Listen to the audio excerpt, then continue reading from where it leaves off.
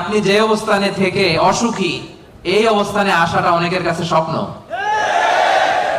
সব সময় বলবেন শুকর আলহামদুলিল্লাহ, আল্লাহ অনেক ভালো আছি, আল্লাহ অনেক সুখে আছি।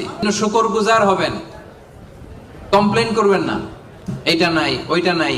কিন্তু কত কিছু যে আল্লাহ দিয়েছে ওইটা লিস্ট করলে লিখেও শেষ করতে পারবো না, ঠিক কিনা?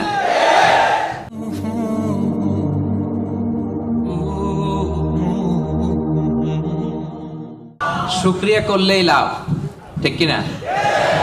শুকরিয়া করলে নেয়ামত বাড়ায় দেয় কে? না শুকরি করলে শাস্তি দেয় কে? আল্লাহ বলেন লা ইন শাকারতুম লা আযীদান্নাকুম, যদি নেয়ামতের শুকরিয়া করো আমি আল্লাহ নেয়ামত আরো বাড়ায় দিব।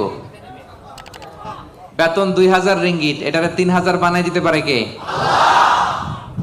পারে না উনি? ওনার ধনভাণ্ডারে কমতি আছে? আল্লাহ বলে এই বানি আদম লাউ আন্না আউয়াল